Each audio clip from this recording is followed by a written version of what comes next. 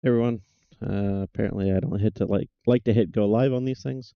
Welcome to Dark Helmet Racing League Season 10, Round 2. We're at Interlagos with a standing start, which does cause some chaos, which is exactly what we get into straight away in the sprint. So let's get into that. We've already gone through these. We got Thomas who gets wheel spin. The tires now go to slime, and he just pirouettes in front of the field, getting a few other people.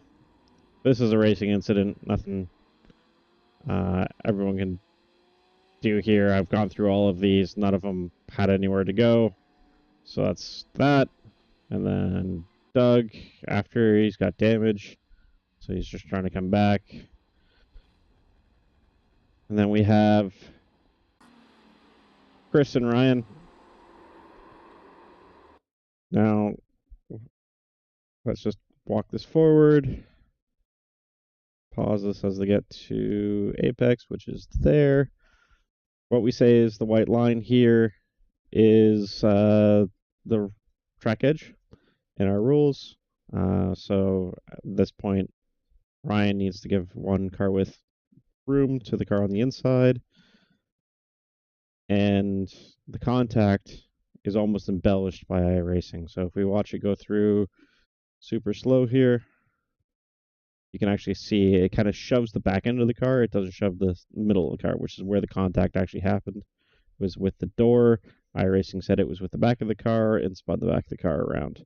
So I'm going to leave that as a racing incident. And then Ryan's rejoin was fine. There was nobody around him. And then we have a stack up event happening. Nobody had anywhere to go. The second double tap here by Sean. There's really nothing Sean could have done either. The double tap, I would say he's now looking in his mirror trying to avoid Mooney, who was coming through at that exact moment. So probably just a case of don't know where to put your eyes at that exact moment, and there's a car spinning in front of you. I'm not going to blame him for the double tap causing more of a spin for Gray. Gray's rejoin is also fine. And then we're up to where I was before I realized I wasn't live. So Ryan now has damage still from the start, and probably cooked tires from his little spin there. So no action on that. Thomas with a bit of damage from the start, just carrying a bit too much speed. That's fine. And then Jeff. Oops. Jeff. There we go. Now this is typical of the new traction control. He has that little spin, goes to get going here. Traction control set super low, so he gets wheel spin again. And at this point, the tires are super annoyed at him, and it doesn't want to accelerate at all. He's just lost all grip. Luckily, there's been nobody around him for this. Otherwise, more people could have got involved. But it's just iRacing's tire model has just gone to absolute crap, and then the traction control is not great either.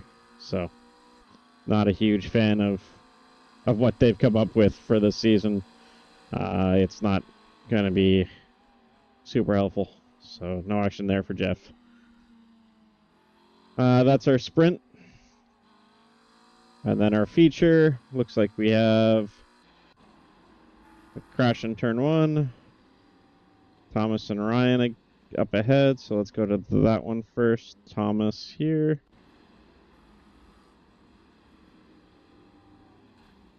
So this one's going to be on Ryan because he does miss the inside curb on this one and runs wide, which is typical of lap one understeer, but you can see he's just kind of running right out, and you have to take into account that you're going to have understeer as best you can. And I know he didn't mean to do this, so unfortunate for Thomas here. Thomas get collected. No, good job, Jeff, getting slowed down. Hopefully Jeff doesn't get collected. So this is going to be avoidable contact. Is there severe damage? No. Is there loss of more than one position? Yes, because he gets Ryan and I think that's Mr. Schwartz going past. And you can see he was ahead going into the corner. So, should it be anything more? Yeah, it's going to be a 2.5. He loses enough positions in track position here. So, noted here. And then they didn't actually give Ryan anything. So I'm going to have to put it on this actual penalty. Because it's what caused Thomas to have a 2x here. So, message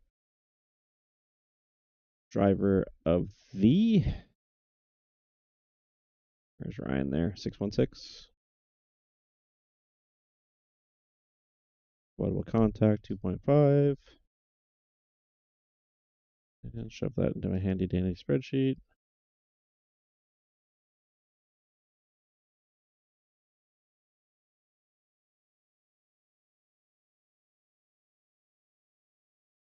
Okay. Jeff gets a Phantom 4X for this. Or does he get the one with Doug? You got the one with Doug. This is a racing incident because of the stack up ahead. Doug gets spun, so racing incident. Doug gets kind of trying to stop for everything happening ahead, which Jeff couldn't see. So racing incident. Emmett. Wondering what happened here.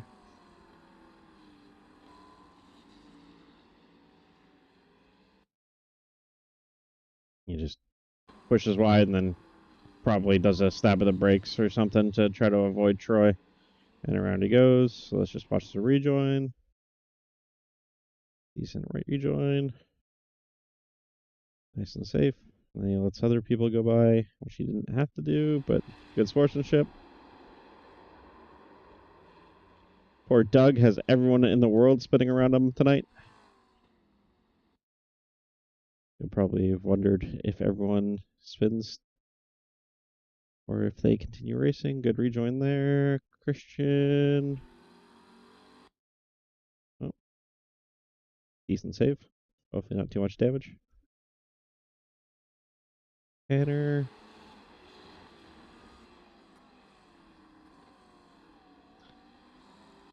Yeah, this is nothing here. This is just two differentials in speed going through the corner. We got a bronze and a platinum.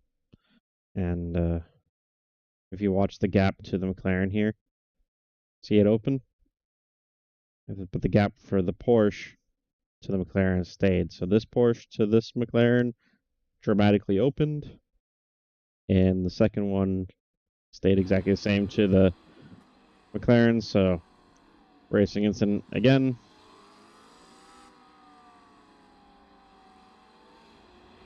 Ryan.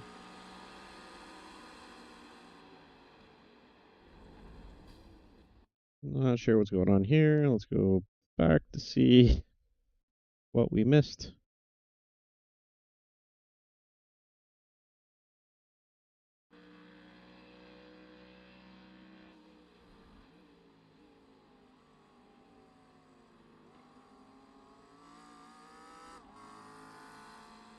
Looks like pedals disconnected or something.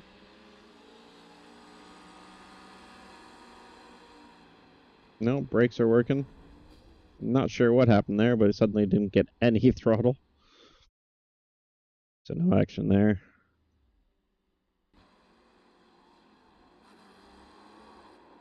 Whoa. Synchronized spinning almost. Synchronized rejoining almost. Let's see how much Jeff picked up from the last. He's learning.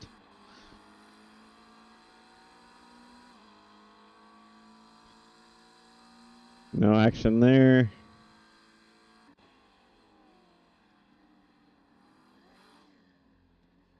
All right, let's take a look at this one.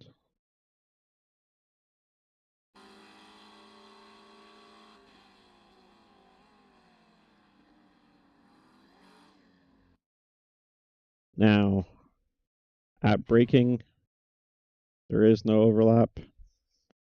Definitely no overlap. The gap between the cars.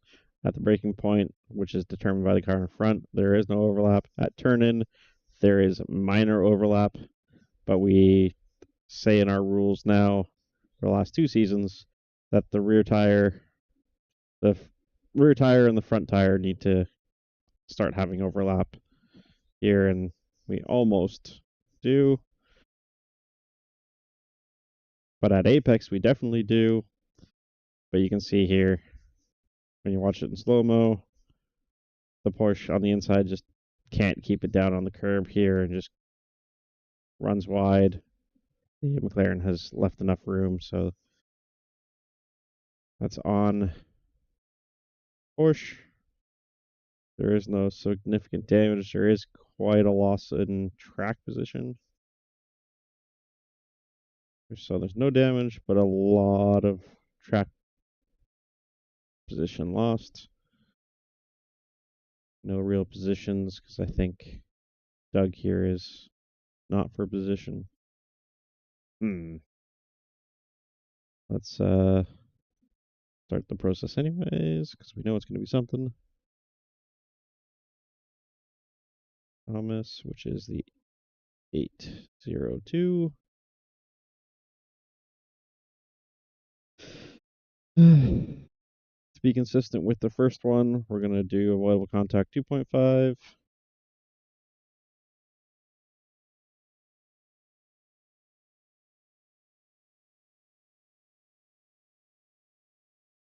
And noted for Christian. Me, what did I do? I spun by myself. Because the only time I decided to take this corner flat, the car couldn't do it.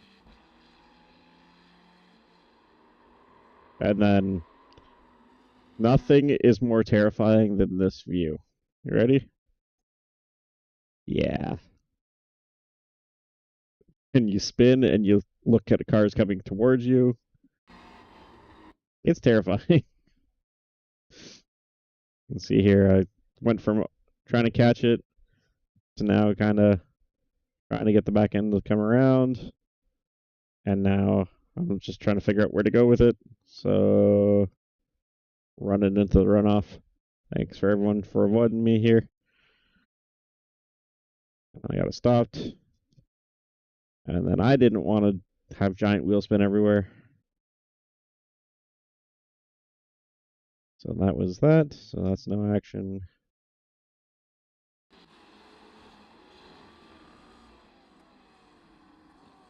Same exact. Oh, that is the exact incident from earlier.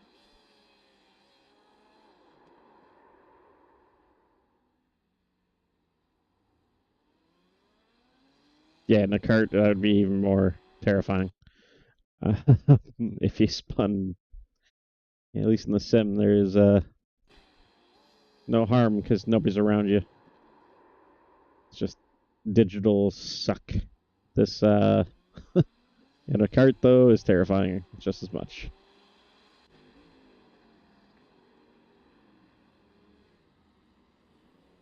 Vincent in the Porsche here, Sean behind. But let's watch the rear tires here. They're sliding already.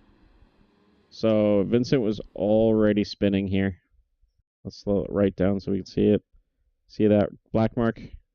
And the amount of countersteer into the car before the contact is made. So this is Vincent spinning by himself and Sean doing a good job to get around him. So let's just watch the rejoin here. Sure, it's fine. No action. What did Sean got a 2x for that? Why did he get a 2x? Oh, because it was probably saying car contact to 2x. Okay. Maybe.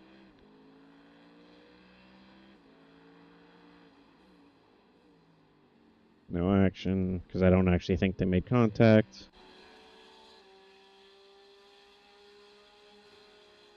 Whoa.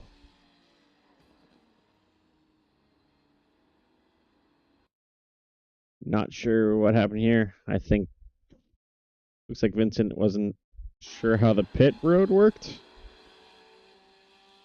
And yeah, I'm not gonna fault Thomas for that. That's not a normal spot to break at all. In fact, I'm gonna give Vincent a 2.5 avoidable contact because it's totally unintentional, but it's brake checking in a spot that nobody would have expected it. Thomas had nowhere to go, so yeah, this will be avoidable contact.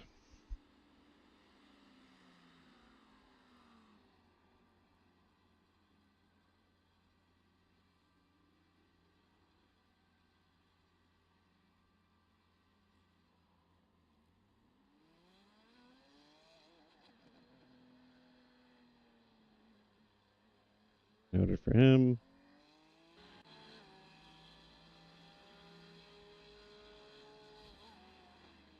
Is this another one?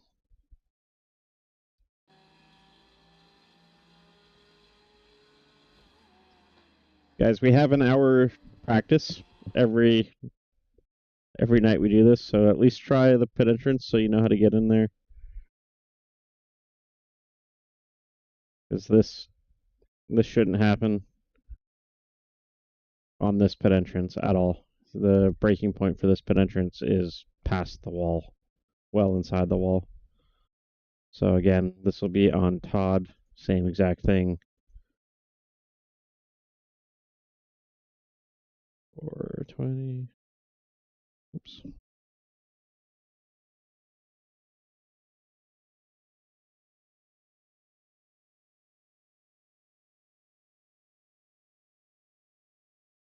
Now, if this same contact happened not because of aggression, this would be a 5-pointer and more of a conversation. But because these are unintentional and accidents, I'm going to leave them as 2.5s.